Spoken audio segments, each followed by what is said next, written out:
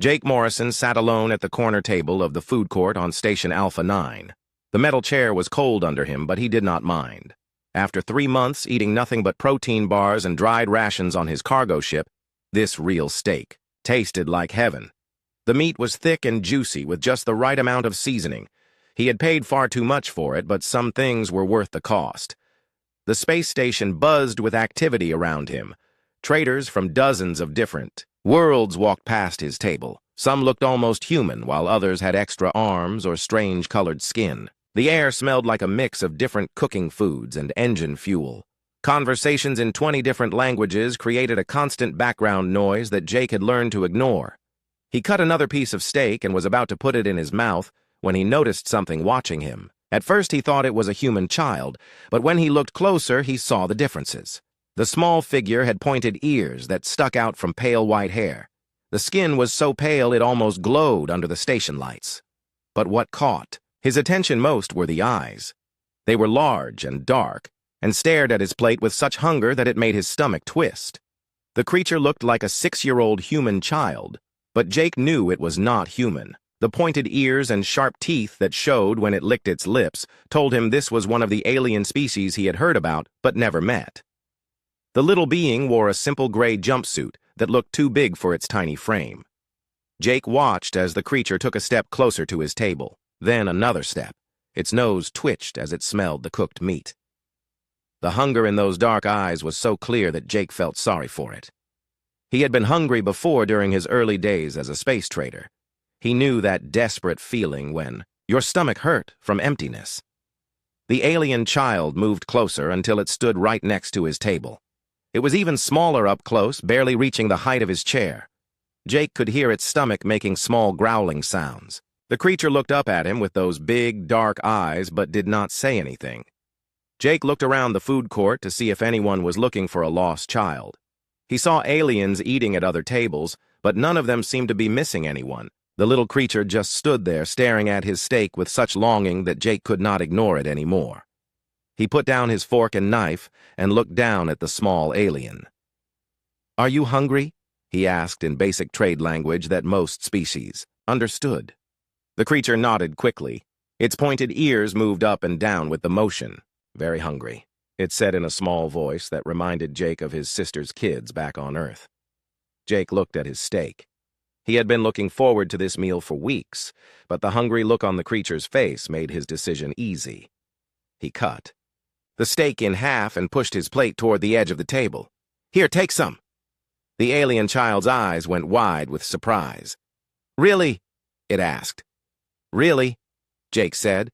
He picked up the larger piece of meat with his fork and held it out. The creature took the meat with both small hands and bit into it. Jake watched as its face changed from hunger to pure joy. It ate the meat quickly but carefully, making small, happy sounds as it chewed. When it finished, it looked up at Jake with those big dark eyes now shining with gratitude. "Thank you," the creature said. "My name is Kip." "I am Jake," he replied. "Where is your family, Kip?" Before the child could answer, Jake heard fast footsteps behind him. He turned to see a tall female figure hurrying toward their table. She had the same pointed ears and pale skin as the child, but was clearly an adult. Her hair was longer and darker, and she wore what looked like a military uniform with strange symbols on the shoulders. "Kip," the woman called out, in a voice that mixed relief with worry. "There you are. I have been looking everywhere for you." The woman reached their table and knelt down to check on the child. Jake could see that she was beautiful in an otherworldly way.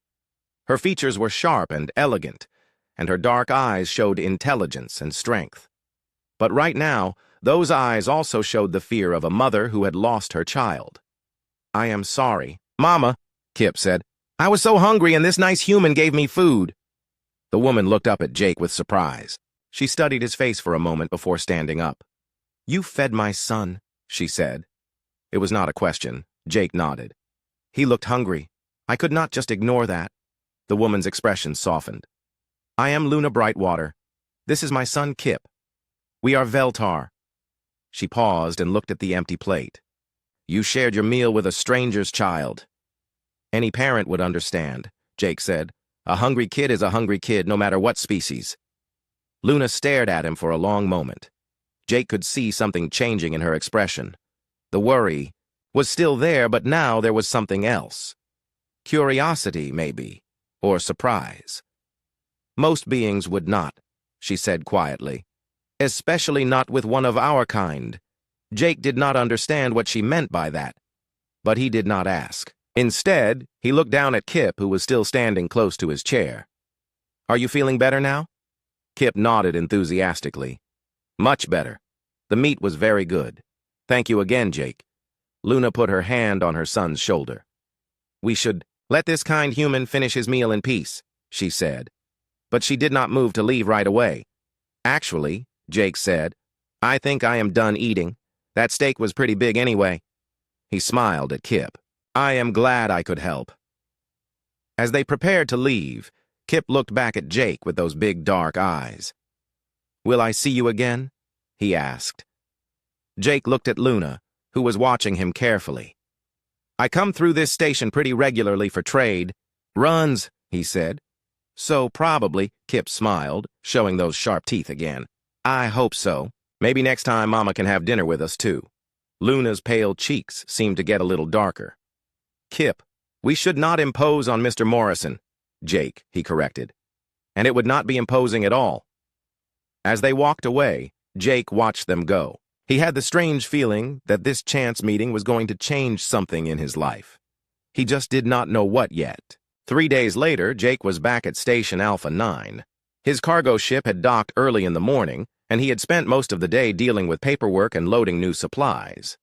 Now he was heading to the food court again, hoping to see the small alien child and his mother. He ordered another steak, this time making sure to get a larger portion. As he sat down at the same corner table, he looked around for any sign of Kip or Luna. The food court was busy as always, but he did not see them anywhere. Jake was halfway through his meal when he heard a familiar small voice behind him. Jake, he turned to see Kip standing there with a big smile on his face. The child looked much better than he had 3 days ago. His pale skin had more color, and his dark eyes were bright and alert. Hey there, buddy, Jake said, feeling genuinely happy to see the kid again. How are you doing? I am good, Kip said, moving closer to the table. Mama said you might come back soon. She was right. Where is your mama? Jake asked, looking around. She is in another long meeting with the station leaders, Kip said with a sigh. She has many meetings every day. Very boring meetings. Jake could hear the loneliness in the child's voice. That sounds tough. Are you hungry again? Kip nodded eagerly. Always hungry. Mama tries to feed me the station food, but it does not help much. She says my body needs different things. Jake cut a piece of his steak and offered it to Kip. The child took it gratefully and ate it with the same joy as before. While Kip ate, Jake asked him about the Veltar and learned some interesting things. Kip explained that his people were very old and came from a world with little sunlight. They needed to eat meat to stay healthy, especially the children. But the processed food on the station did not have the right nutrients. Kip had been getting weaker and weaker over the past few weeks while his mother worked on important negotiations. What kind of negotiations? Jake asked. Peace talks, Kip said seriously. Some alien groups want to fight with humans. Mama is trying to stop wars before they start. She says humans are not as bad as other aliens think. Jake felt a chill run down his spine. He had heard rumors about growing tensions between humans and some alien species, but he had not realized how serious things were getting. Your mama sounds very important, Jake said. She is, Kip said proudly. She is one of the best diplomats of our people, but she works too much and forgets to eat sometimes. I worry about her. Jake could see the love and concern in the child's eyes. It reminded him of how he used to worry about his own mother when she worked long hours at the hospital back on Earth. Over the next hour, Jake learned more about Kip and his family. The boy's father had died 2 years ago in an accident on their homeworld. Since then, Luna had been raising Kip alone while advancing in her diplomatic career. They had been traveling between different space stations and alien worlds for months, trying to prevent conflicts. Kip also told Jake about Veltar culture. Their society was led by females who were known for being smart and strong. Males in their species lived shorter lives and often died young, so single mothers were common. Children were considered precious and were usually cared for by the whole community. But here on the station, Kip and Luna were alone. They had no community to help them, and Luna was too proud to ask for assistance from other species. "I miss having other people around," Kip said quietly. "On our homeworld I had many aunts and uncles and cousins. Here it is just Mama and me." Jake felt his heart squeeze with sympathy. "That must be lonely." "It is," Kip admitted. "But Mama says we are doing important work. She says if we can help make peace, then other children will not lose their fathers, like I did." The wisdom and sadness in the child's words struck Jake deeply. This little alien boy understood more about sacrifice and duty than many adults Jake had met. When Luna finally arrived at the food court an hour later, she looked tired and stressed. Her military uniform was wrinkled and her dark hair was pulled back in a messy style. But when she saw Kip sitting with Jake, her expression softened. "I see you found your friend again," she said to her son, but her eyes were on Jake. "Jake bought me dinner again," Kip said happily. "And he listened to my stories." About home, Luna sat down at their table without being invited. Jake could see the exhaustion in her face and the worry lines around her eyes. "You do not have to keep feeding my son," she said quietly. "I know Veltar children can be demanding when they are hungry." "He is not demanding at all," Jake replied. "He is a good kid. You should be proud." Luna's expression showed surprise again. Most beings find our children strange or frightening. The teeth and pale skin make others uncomfortable. Jake looked at Kip, who was finishing another piece of steak. "He just looks like a kid to me. A hungry kid who misses his home and worries about his mother." Something changed in Luna's face when Jake said those words. The careful diplomatic mask slipped away, and he could see the vulnerable woman underneath, the single mother who was trying to save the galaxy while raising a child alone. "The negotiations are not going well," she said quietly, glancing around to make sure no one was listening. "Some species think humans are expanding too fast and taking over too much space. They want to unite against Earth before human colonies get stronger." "And what do you think?" Jake asked. Luna looked at him carefully. "I think judging an entire species by the actions of a few is wrong. I think humans like you who show kindness to strange alien children might be exactly what the galaxy needs." Kip looked up from his food. "I told Mama that humans are nice. She did not believe me until she met you." Luna reached over and gently touched her son's hair. "You were right, little one. Sometimes you are wiser than your mama." Jake felt a warmth spread through his chest that had nothing to do with the food.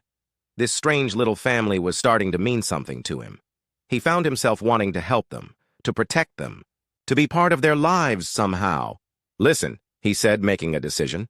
"I have a regular trade route that brings me through this station every few days. If you two are going to be here for a while, maybe we could have dinner together regularly. Kip seems to like the real meat, and I enjoy the company." Kip's face lit up with joy. "Really, Jake? We could be like a family." Luna's cheeks darkened again, but this time she did not object. "That is very kind of you, Jake. Perhaps we could do that." As they talked and planned their next meeting, Jake realized that his life as a lonely space trader was about to become much more complicated. But as he watched Kip laugh and saw Luna smile for the first time, he decided that complicated might be exactly what he needed. The alien with the stun weapon aimed it at Jake's chest.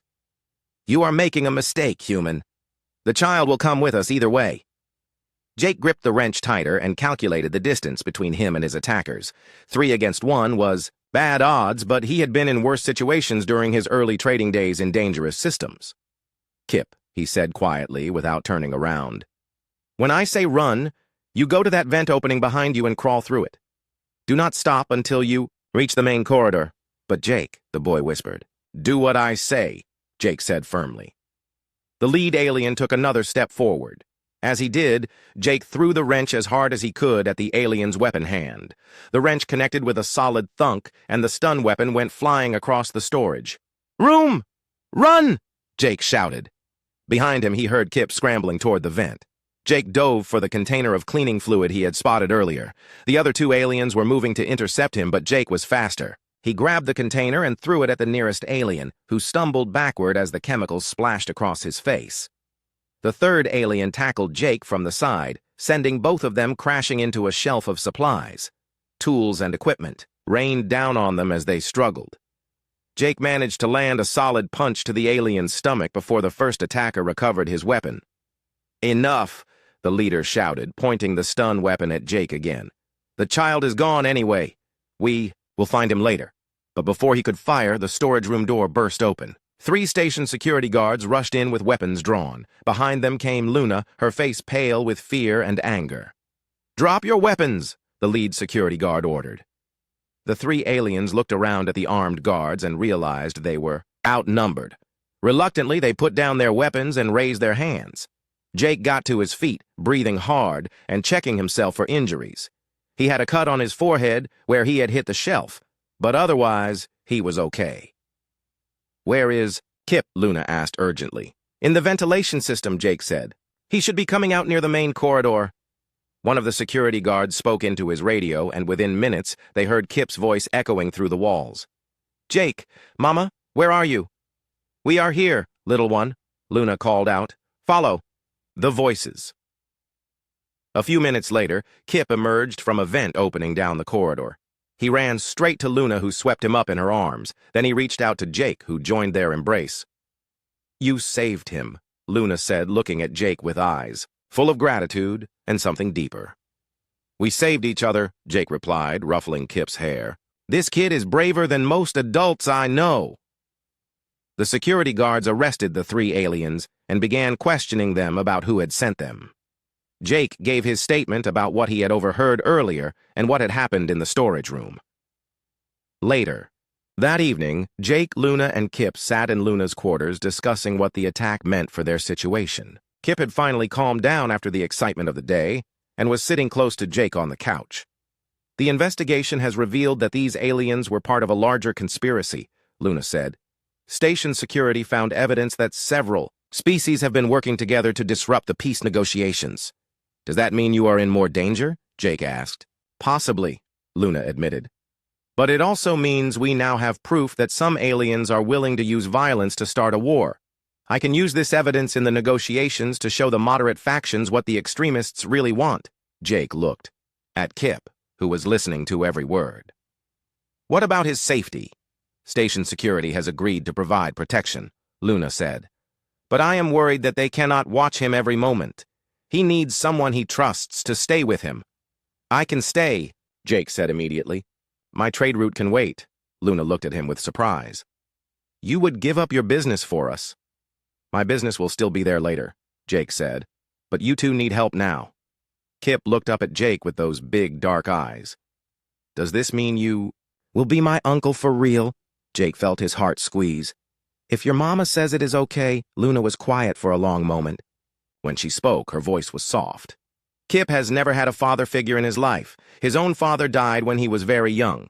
I have tried to be both mother and father to him, but I know he needs more." "Jake tells the best stories," Kip said, "and he makes me feel safe. I like having him around." "I like having him around, too," Luna said, looking directly at Jake. More than I should probably admit, Jake felt warmth spread through his chest. "Then it is settled. I am staying until this situation is resolved." Over the next week, Jake became a constant presence in their lives. He accompanied Kip to the station's education center and stayed nearby during Luna's meetings. In the evenings, the 3 of them would have dinner together, and Jake would tell stories about his travels through different star systems. The peace negotiations slowly began to improve. Luna was able to use the evidence from the attack to convince several moderate alien factions that the extremists were the real threat to galactic stability. Some species who had been leaning toward war began to reconsider their positions. Jake also contributed to the negotiations in an unexpected way. Luna began introducing him to other diplomats as an example of human character. His willingness to risk his life for an alien child and to give up his business to protect a Veltar family impressed many of the negotiators. "You have become my secret weapon," Luna told him one evening after a particularly successful day of talks. When the other diplomats see how you care for Kip and respect our culture, it changes their minds about humans. I am not doing anything special, Jake said. I am just being myself. That is exactly why it works, Luna replied. You show them that humans are capable of love and sacrifice, not just conquest and greed. As the days passed, Jake realized that his feelings for Luna were growing stronger. She was brilliant and brave and dedicated to making the galaxy a better place. Watching her work to prevent wars while raising her son alone filled him with admiration. But he also saw how tired she was and how much responsibility she carried on her shoulders. He wanted to help her carry that burden, to be someone she could rely on completely. One night after Kip had gone to sleep, Jake and Luna sat together in her quarters talking about the future.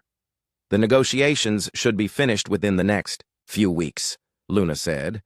If we are successful, I will probably be assigned to a permanent position somewhere to monitor the peace agreements. And if you are not successful? Jake asked. Luna's expression grew serious. Then we will likely see the largest war in galactic history. Jake took her hand in his. We will not let that happen. Luna looked at their joined hands and then up at his face. You say we like you plan to stay involved in this. I do, Jake said. If you want me to, what about your trading business? Your life? Jake squeezed her hand gently. You and Kip are my life now. Everything else can be figured out later. Luna leaned closer to him. Jake Morrison, you are either the bravest man I have ever met or the most foolish. Maybe both, Jake said with a smile. Definitely both. Luna agreed, and then she kissed him. 2 weeks passed, and Jake found himself looking forward to his stops at Station Alpha 9 more than any other part of his trade route. Every few days he would dock at the station and head straight to the food court where Kip and Luna would be, waiting for him. Their dinner meetings had become the best part of his week. Kip was getting healthier with regular meals of proper protein. His pale skin had more color now, and he had gained some weight. More importantly, he seemed happier. The lonely sadness in his dark eyes had been replaced with excitement and joy whenever he saw Jake approaching. Luna was also changing. The stress lines around her eyes were still there because the peace negotiations remained difficult, but she smiled more often now. She had started to relax around Jake and would tell him about her work and her concerns about the growing tensions between different alien species. Jake had learned that Luna was not just any diplomat. She was one of the most respected negotiators in known space and had prevented 3 different wars in the past 5 years. Her reputation for fairness and wisdom had made her the perfect choice to lead these crucial peace talks. But the talks were not going well. Several alien species continued to view human expansion as a threat. They pointed to human military strength and rapid colonization as proof that Earth was planning to dominate the galaxy. Luna was fighting an uphill battle to convince them otherwise. The problem is that some humans have given the others reasons to be afraid, Luna explained during one of their dinners. There have been incidents where human traders have broken agreements or human colonies have taken land without permission. Now all humans are seen as untrustworthy. But that is not fair, Kip said, looking upset. Jake is human, and he is very nice. He shares his food and tells good stories. Jake smiled at the boy, but felt worried about what Luna was telling him. How bad is it, really? He asked. Luna's expression grew serious. Bad enough that some species are talking about forming an alliance against Earth. If that happens, it will mean war across half the galaxy. The next day, Jake was loading cargo on his ship when he overheard a conversation between 2 alien traders. They were speaking in the common trade language and did not notice him listening from behind a stack of supply crates. The Veltar diplomat is becoming a problem, one of them was saying. She continues to defend the humans despite all evidence that they cannot be trusted. I heard that she has become personally involved with one of them, the other replied. A human trader who corrupts her judgment by befriending her child, Jake, felt his blood run cold. They were talking about him and Luna. He stayed hidden and kept listening. The Resistance Council has decided that she must be removed from the negotiations, the first alien continued. If she will not see reason, then she will be replaced with someone who will. How will they replace her? The Veltar government sent her specifically There are ways. Accidents happen in space stations, or perhaps something could happen to the child. A mother who loses her offspring often loses her focus on work. Jake had heard enough. He quietly moved away from the traders and headed straight for the food court. He needed to warn Luna and Kip about what he had overheard. When he found them at their usual table, Luna took one look at his face and knew something was wrong. "What happened?" she asked immediately. Jake told them about the conversation he had overheard. Luna's face went pale and she unconsciously moved closer to Kip. "I knew there was resistance to my work, but I did not think they would threaten my son." "Who is this Resistance Council?" Jake asked. "A group of species that want war with humanity," Luna explained. "They have been working against the peace talks from the beginning. If they remove me from the negotiations, the next Veltar diplomat will not be as sympathetic to humans." Kip looked scared for the first time since Jake had met him. "Are we in danger, Mama?" Luna put her arm around her son. "I do not know, little one, but we must be very careful now." Jake made a decision. "You both need to stay close to the secure areas of the station, and Kip should not be alone anywhere." "I have to continue the negotiations," Luna said. "Too much depends on them, but I cannot watch Kip every moment." "I can help," Jake offered. "My ship is docked here for the next week while I wait for a cargo shipment. I can keep an eye on Kip when you are in meetings." Luna looked at him with gratitude, and something else that made Jake's heart beat faster. "You would do that for us, of course," Jake said. "You two have become family to me." The next few days were tense. Luna continued her negotiations while Jake stayed close to Kip. The boy seemed to understand the seriousness of the situation and did not complain about having a constant bodyguard. Jake learned more about the station's security systems and made friends with some of the human security guards. He also kept his ears open for any more conversations about threats against Luna or Kip. On the fourth day, Jake's caution paid off. He was walking with Kip through one of the station's recreation areas when he noticed 3 alien figures following them. The aliens tried to look casual, but Jake had learned to spot trouble during his years as a trader. "Kip," he said quietly, "we need to go back to the secure section. Now." The boy looked up at him with trust and nodded. They started walking faster toward the nearest security checkpoint. Behind them, Jake could hear the aliens picking up their pace as well. When they reached a corridor junction, Jake saw that one of the aliens had moved ahead of them and was blocking their path to the security area. The other 2 were closing in from behind. "This way," Jake said, pulling Kip down a side corridor that led toward the docking bays. He hoped they could reach his ship where he had weapons and communications equipment, but the aliens were faster and knew the station layout better.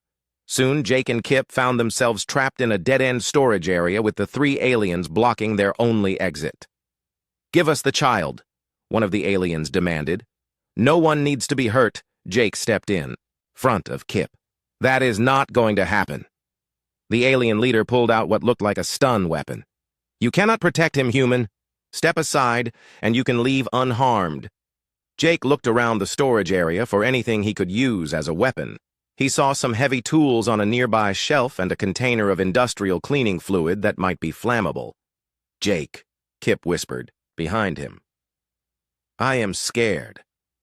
"It is going to be okay, buddy," Jake said, trying to sound more confident than he felt. "Just stay behind me." The alien with the weapon took a step forward. "Last chance, human." Jake grabbed a heavy wrench from the shelf and faced the aliens. He was outnumbered and outgunned, but he was not going to let anyone hurt Kip. "Come and take him," Jake said. What happened next would determine whether his promise to protect this strange little family meant anything at all. 6 months later, Jake stood in his new quarters on Station Alpha 9 watching Luna pin the final peace treaty to the wall display. The document bore the signatures of 23 different alien species, all agreeing to work together instead of fighting each other. "I still cannot believe we actually did it," Luna said, stepping back to admire their accomplishment. "You did it," Jake corrected. "I just helped a little."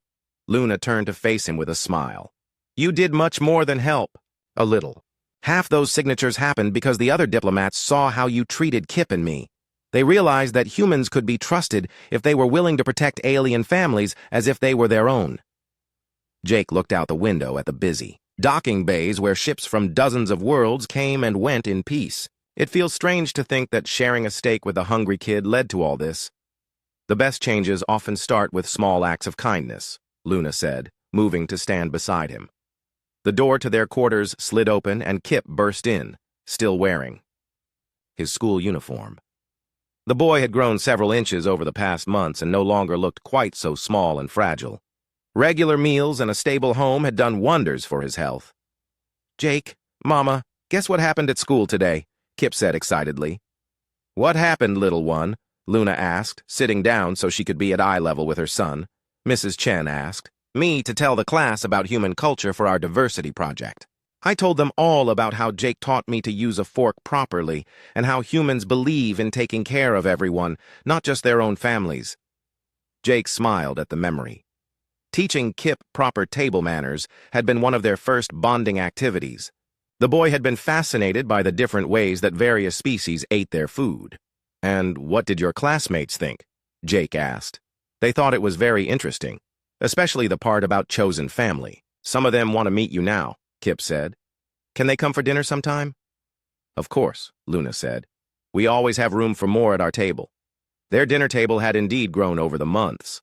Jake's quarters were larger than Luna's original diplomatic suite, and they had turned the dining area into a gathering place for the station's growing interspecies community. On any given evening, they might host Veltar diplomats, human traders, or alien students from the station's new cultural exchange program.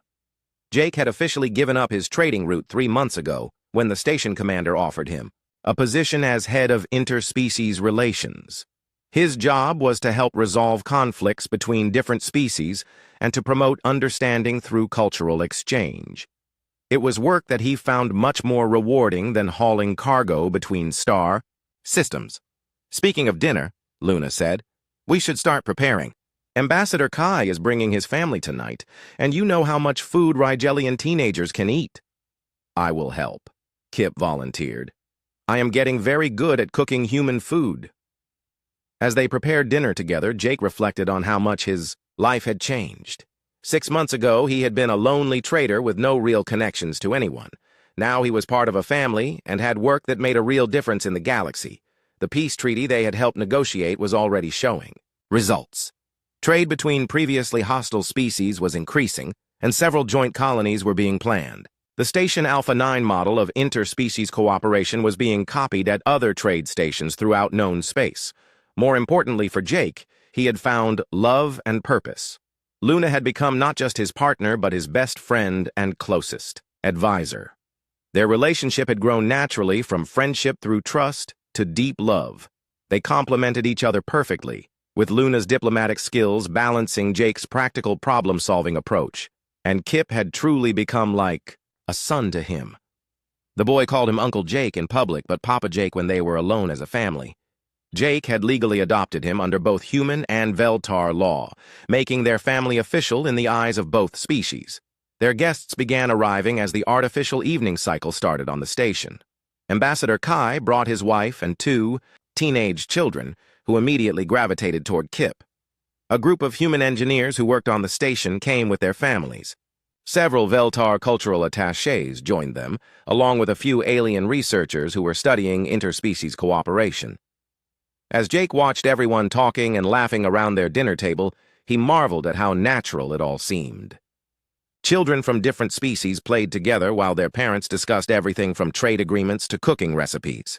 The language barriers that had once seemed insurmountable were overcome by gestures, translation devices, and simple goodwill.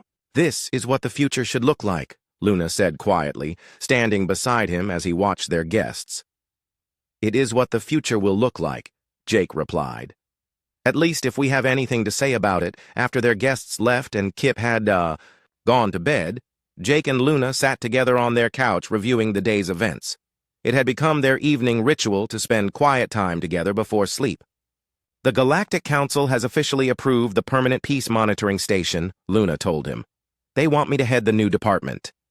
"That is wonderful," Jake said. "You deserve the recognition."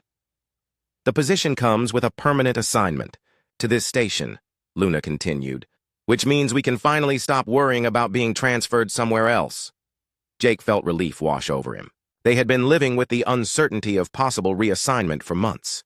Now, they could truly make this place their home.